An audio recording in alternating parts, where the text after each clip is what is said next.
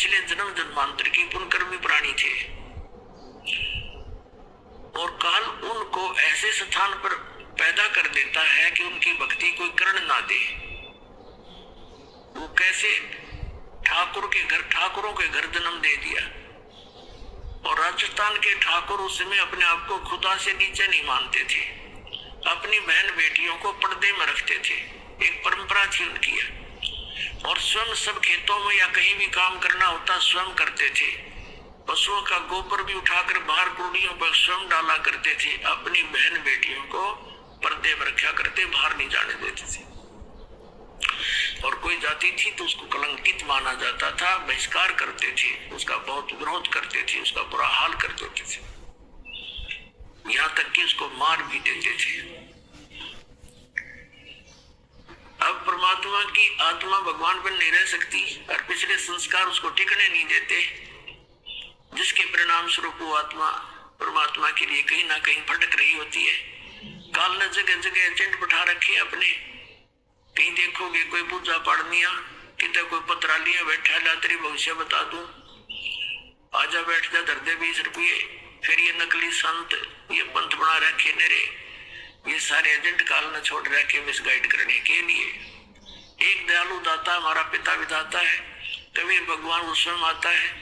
वो जब ज्ञान देने लगता है तो विरोधी लोग असंख्य होते हैं। वो नकली संतों की जिनकी रोजी रोटियां बंद होने की संभावना हो जाती है, वो जनता को भड़का देते थे, हमें अपने पिता का विरोधी बना देते थे, अपने स्वार्थ वश वो नकली, जिस कारण से वो खामियाना अभी तक हम भर रहे हैं, भोग रहे हैं। तो पुण्यात्मा मीराबाई की कसक बहुत ज्यादा थी भगवान में। उसकी माँ भी धार्मिक थी। माता से उसने पता चला, श्री कृष्ण जी की मूर्ति बना करके उसके गुणों से परिचित होकर के भगवान श्री कृष्ण को अपना इष्ट रूप में मानकर पूजा करने लगी। अब जब उसका विवाह करने लगे तो उसकी माँ उसने स्पष्ट कह दिया कि माता मैं दूसरी शादी नहीं कर सकती, मैंने तो ब्याह कर लिया भगवान से। तो नहीं माना, समाज का कारण था, जबरदस्ती उसका ब्याह कर दिया। एक बहुत अच्छे नेक व्यक्ति से विवाह, एक बहुत अच्छे नेक व्यक्ति से हुआ। और वो विवाह के 4 वर्ष के बाद उसके पति की मृत्यु होगी, मीराबाई के पति की। लेकिन उसने मीराबाई की प्रार्थना पर इतनी सुविधा दे दी थी कि मंदिर में जाने अलाउड कर दिया था। वो नगरी का राजा था, तो राजा के आगे विरोध कौन कर सकता है। उसके साथ में 2-3 नौकरानियां बहनें चली जाती थी, तो जिससे तो दूसरे ठाकुर लोग भी नहीं बोल सके, भी अकेली नहीं जाती है, 4-5 जाते हैं इसके साथ। और फिर राजा के सामने प्रत्येक व्यक्ति कुछ नहीं बोल सकता। अब वो मंदिर जाती थी, अटूट श्रद्धा थी भगवान में। अब परमात्मा कहते हैं सोचल छिद्रमय करूं अपने जन के काज, सोचल छिद्रमय करूं। अब क्या हुआ, दयालु है परमात्मा, सतगुरु आए दया करी, ऐसे दीन दयाल। ये हमारे सत परमात्मा सतगुरु आते हैं, ऐसे दीन दयाल है, अपनी आत्माओं को अपना रास्ता आप ही बताते हैं। एक दिन उस परमात्मा कबीर जी के शिष्य हो गए थे, रविदास जी और भी कई शिष्य हो गए थे, लेकिन रविदास जी उनके बहुत निकट रहते थे और वो चमार जाति से थे।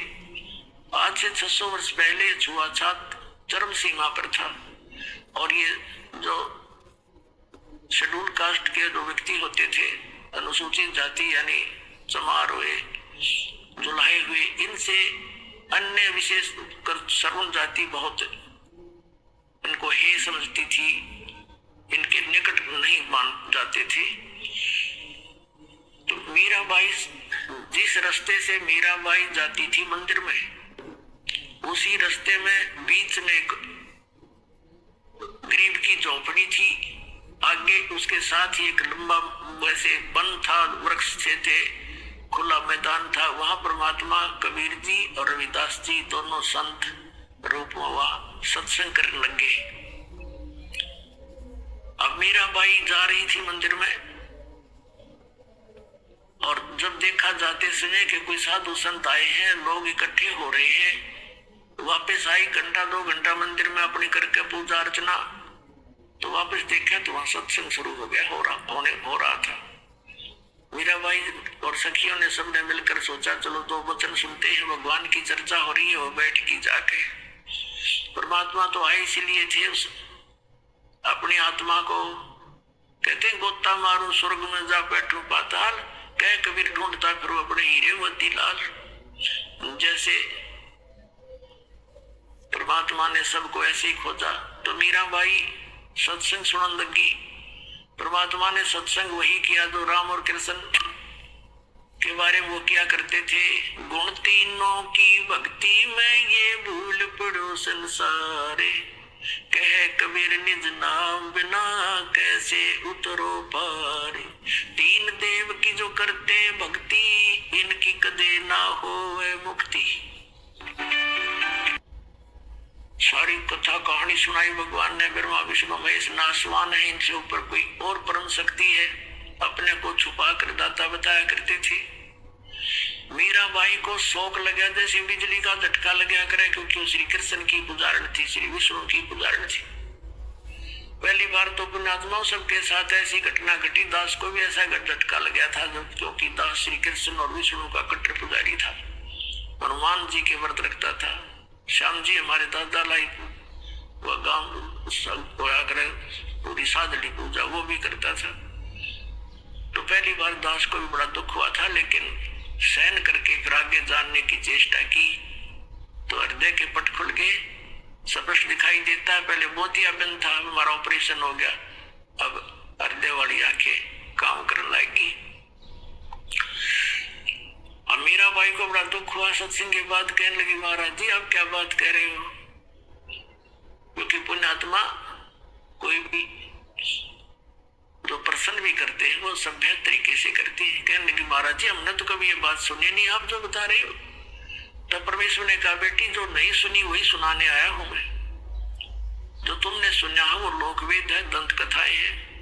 ये रामकृष्ण की आप मृत्यु होती है तो प्रश्न किया देवी ने कि भगवान आप कैसे कह रहे हो। भगवान श्री कृष्ण जी ने मोर ध्वज राजा के पुत्र ताम्र ध्वज को आरे से चिरवा कर जीवित कर दिया, आप कैसे कह रहे हो कि वो कुछ नहीं कर सकते। परमात्मा ने कहा बेटा मैं ये नहीं कह रहा कुछ नहीं कर सकते, पर ये तुम्हें मुक्ति नहीं दे सकते। फिर इनकी सामर्थ्य देख लो।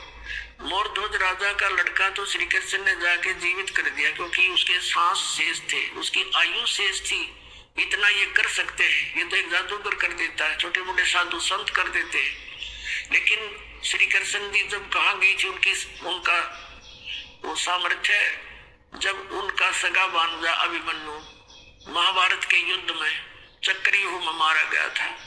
सुभद्रा का पुत्र जो श्री कृष्ण की बहन थी सुभद्रा, श्री कृष्ण रो रहा था, 500 पांडव रो रहे थे, उनका कुल नाश हो रहा था, तो क्यों नहीं जीवित किया श्री कृष्ण जी ने अभिमन्यु को। अब सुनोगी। फिर पूछा उसने जी कारण क्या था, कि बेटी अभिमन्यु का प्रारब्ध इतना था, उसकी आयु शेष नहीं थी और ताम्रध्वज की आयु शेष थी। उसने जाके दिखा दिया ड्रामा, तो सेम गिवा एकदम, क्योंकि मालिक के जो ज्ञान है ये सटीक उदाहरण है। वह घर चली गई तो कहने लगी जी, फिर उसने कहा परमात्मा से, फिर दूसरा प्रश्न किया कि मुझे भगवान कृष्ण साक्षात दर्शन देते हैं, मैं उनसे बातें भी करती हूं। परमात्मा ने कहा बेटी तू अपने कृष्ण जी तो पूछ लिए, ये देवता है, ये झूठ नहीं बोला करते, सच्ची बताओगे तेरे को। अब उसने तो रात में नींद आई नहीं, बहुत कसक होगी, तो उनको जैसा भी वो समय कभी प्रकट हुए श्री कृष्ण जी से पूछा भगवान आप तो सतोगुण भगवान है, आप तो झूठ बोला ही नहीं करते। मैंने ऐसे ऐसे संतों का सत्संग सुना, मेरे बात जची नहीं उनकी, क्या आपसे भी कोई ऊपर शक्ति है। तो श्री कृष्ण जी ने कहा मीरा वो शक्ति है, लेकिन वो हमने भी ना मिली, उसकी ट्राई करने की कोई यूज नहीं, हमने खूब सिर पटक लिया, वो देखो उसका कोई अता पता नहीं लगता। अब वो उसको तो बड़ा झटका लगा कि वो संत कहते हैं हम उनको दिखा दें और उसका नाम दे, उसकी प्राप्ति करा दे। श्री कृष्ण जी ने इतना मान लिया कि वो है अवश्य। तो रात को नींद नहीं आया उस बेटी को। अगले दिन फिर पहुंच गई सत्संग में, वहीं बैठ गई। फिर सारी 2-3 दिन लगातार मालिक सत्संग करते रहे। फिर क्या हुआ, मीराबाई को प्रेरणा हुई कि भगवान मुझे उपदेश दे दो। परमात्मा ने कहा बेटा पहला काम है इस भक्ति मार्ग का, पर प्रथम कदम गुरु होना चाहिए, सतगुरु हो, सच्चा ज्ञान वाला हो। तो मीराबाई ने कहा भगवान दीक्षा दे दो। अब परमात्मा ये देखना चाहते हैं ठाकुरों की लड़की, इसमें भगवान की कितनी चाह है। ये परमात्मा को प्रमुख मानती है या समाज को, लोक लाज को। तो मीरा से कहा बेटी जाओ। परमात्मा ने कहा पता था कि वो दीक्षा मांगेगी, इतना ज्ञान सुने बात तो पुण्यात्मा का कलेजा हिल जाता है। रविदास जी से कह दिया कि तू मीराबाई को नाम दे दिए, प्रथम मंत्र मैंने तुझे बताया, केवल इस को देना, आगे तेरे को आदेश भी नहीं है। और मैं तेरे पास भेजूंगा जब ये दीक्षा लेना होगी, और तू इसकी परीक्षा लेना, तब देना इसको नाम। अब वह लड़की ने प्रार्थना की, परमात्मा ने कहा बेटी जाओ उसके पास, वो बैठा महात्मा, वो देंगे तुझे दीक्षा। वो तो गई, वहां पर जहाँ संकेत मिल गया, जाकर बैठ गई, महाराज जी नाम दे दो, दीक्षा दे दो। रविदास जी कहने लगा बेटी बहन मैं हूं चमार जाति का, और तू हठा करांगी बेटी। गुरु से नाम लेने के बाद जितने लोग जाके यूं कहेंगे तूने किसने नाम ले लिया, चमार पर नाम ले लिया, इज्जत का नाश हो गया। और जब तेरे मन में दोष आ गया भक्ति खत्म हो जाएगी तेरी, और लोग तेरी बेइज्जती बहुत करेंगे बेटी।